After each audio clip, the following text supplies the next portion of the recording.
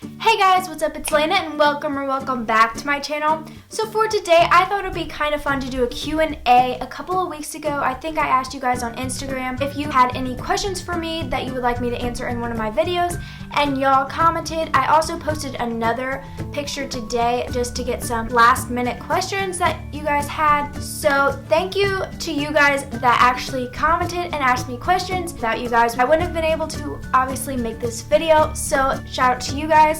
But if you aren't already, make sure you are subscribed to my channel. You can subscribe by pushing the red subscribe button down below.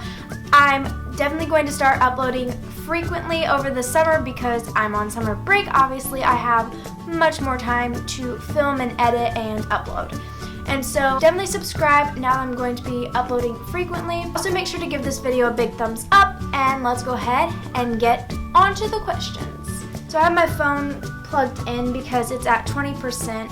I can't really reach that far. It's gonna be kind of awkward trying to read the questions. I don't know how to put the little phone up on the screen, so I'm just gonna put the question on the screen and then put your name on the screen to kind of give you a shout out. If that makes sense, you guys will see. So first I'm gonna go to this picture that I uploaded on my Instagram and just answer these questions first. This got 7 comments, so I'm going to answer these first, and then we'll just go from there. So this says, what's the pros and cons about T1D? The pros are, for me personally, I get to have my phone at school. Like, I get to carry it around with me to classes and stuff. I get to eat, like, snacks in class whenever most people don't. I get to leave school early sometimes for appointments and stuff. So there are like some things that I'm kind of lucky that I get to do that other people don't get to do. The cons are obviously having to change your sites and everything, not being able to just eat whenever, whatever, without like thinking about it kind of. The cons are just having a disease. There definitely are some pros and cons. This one says, do you have any tips for newly diagnosed type 1 diabetics? I actually made a whole entire video on this if you want to check it out. Hopefully the eye is on this side. I would just say, I totally forgot what I said in that video, so just go watch that video and I explain everything there. It's like 10 o'clock here, so I'm kind of not remembering stuff so good right now. So just go check out the video and I will answer that question in that video. This one says, why did you choose the pump you have now, and is it your first pump? I have the T-Slim and Slim pump, and I chose it honestly because it was reliable and it was a touchscreen and it looked like really modern and it looked really cool. So I chose it just because it kind of looked like a phone because it was touchscreen and stuff. And it is my first pump. I'm thinking about getting the Omnipod as soon as I can just because I feel like it would be a lot easier. The site change would take like a lot less time, I feel like. This one says, what would you say is the biggest challenge of being a type 1 diabetic? Probably the biggest challenge would be having to think about every single thing I do in my life that could affect my blood sugar, because anything could affect my blood sugar. So I have to be constantly thinking about, oh, what's this going to do to my blood sugar? Is it going to raise it? Is it going to lower it? And then I have to think about how I can prevent that and all of that stuff that goes along with it. I mean, there's so many things that are challenges, but the biggest one is just always thinking constantly about how this thing is going to affect my blood sugar in one way, and how this other thing affects it in a totally different way. This one says, what meter or blood sugar checker do you use? I use the OneTouch Vario IQ. I insert a picture right here. It says, tips for keeping Dexcom adhesive on skin. I actually have both the products I use right here, and so I use this. This is just from my local pharmacy in our town. It's called Tegaderm Film. I'm pretty sure they probably have these. I don't know if y'all can see that or not. It's pretty bright. But they probably have things super similar to these around where you live. And then I also use Grip Grips, and I just order these online. These come in a bunch of different shapes and colors, and they also come in rolls like this, so you can cut out your own shapes kind of. I used to do that, but now I decided to go back to flowers, which is what I have on right now.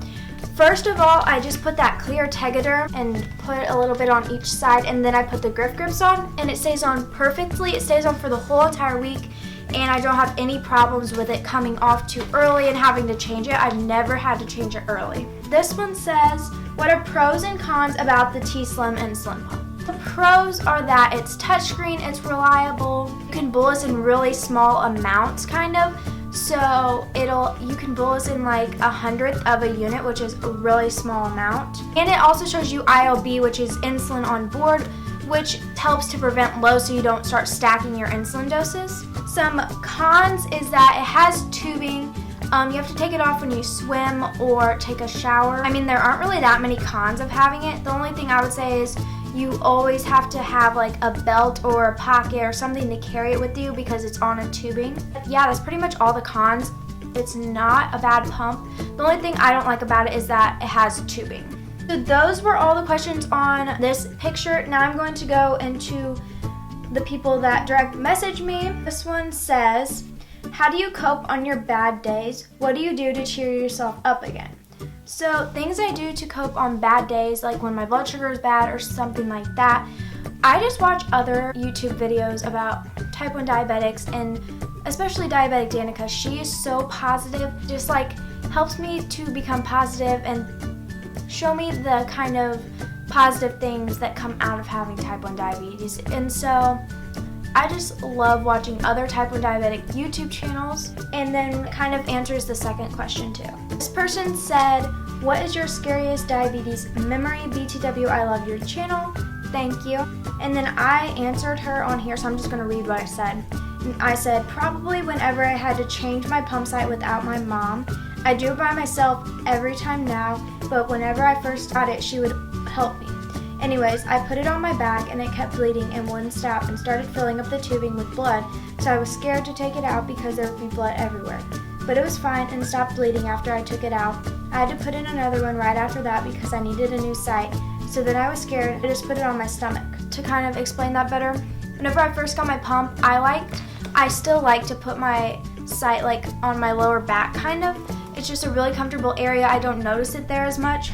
And before I figured out how to kind of put it there by myself, my mom would do it, and I had to change my site then because I didn't have any more insulin, and my mom wasn't there at the time for some reason. I don't remember why.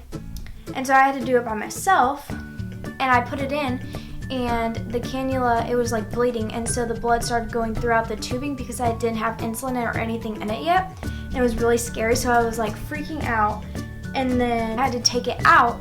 I was just scared because I thought the blood was going to go everywhere. So then I had to put it on my stomach, which I do not like putting it on my stomach. It's just like really painful. It's just scary for me because I thought it was going to bleed. Like, I don't know. I was just scared it was bleeding too much. This person said, do you like your T-Slim insulin pump? Yes, I do like it. The only thing I don't like about it is that it has tubing, and I already said that earlier in the video. And then it says, what makes it stand out from other pumps and would you recommend it? Probably that it's touchscreen. I think it's the only one that's touchscreen. It's really sleek and small. It looks really modern. And I definitely would recommend it because it's really reliable, has good alerts, and it alarms you if your insulin didn't go in when you bolused or something like that. So it's a really good quality pump. This person said, what do you use to see how many carbs are in your food?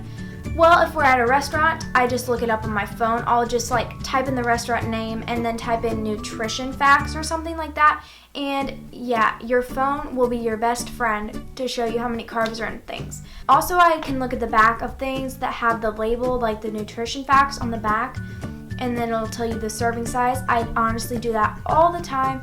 Sometimes I just guess because I'm so used to counting carbs that I kind of have it up here and I have it memorized. But yeah, I also have a little scale thing for fruit and things that don't have nutrition labels, and it's pretty cool. I may show you guys that in another video. I think those are all the questions on the direct message, and so now I'm going to go onto Snapchat. I think I just got one on here because I literally just made my Snapchat a couple of weeks ago, and so there's only like 10 people that actually see my story and stuff. But this person said, how old were you when you were diagnosed and how did you deal with it? I was 11, I'm pretty sure. Yeah, I was 11.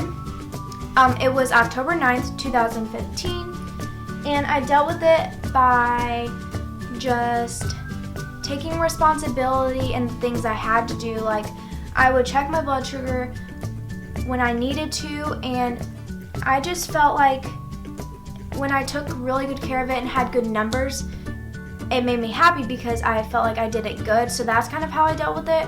I took it as a responsibility, and I had to I had to take care of myself. So I just looked at it the positive way and took it on as a big responsibility. And yeah, that kind of worked for me. Trying to get great blood sugars is really hard. You're really proud of yourself when you have good blood sugars too. So that's kind of how I dealt with it. So I think those are pretty much all the questions I got for this Q&A. If I forgot any of your questions, let me know down below, and maybe I can hopefully answer them down below. Or if you didn't ask a question and you want to be in my next Q&A, you can also ask the questions down below. I also need some new video ideas because this summer I'm going to be filming a ton, and so I need some more diabetes video requests and also some song requests. So please feel free to leave those down below. I would love to do them for you guys, and I also just need some more ideas, or else I won't be able to even make any videos. If you're not already, make sure you are subscribed to my channel down below. Just hit the big red subscribe button. I post new videos on Tuesdays and Saturdays. Make sure to give this video a big thumbs up if you liked it. Make sure to follow all my social media accounts. I have Snapchat, Instagram, Twitter, plus a whole bunch more. So make sure to check all those out. They're linked down below in the description box. See y'all in my next video. Bye, guys. I really think you should.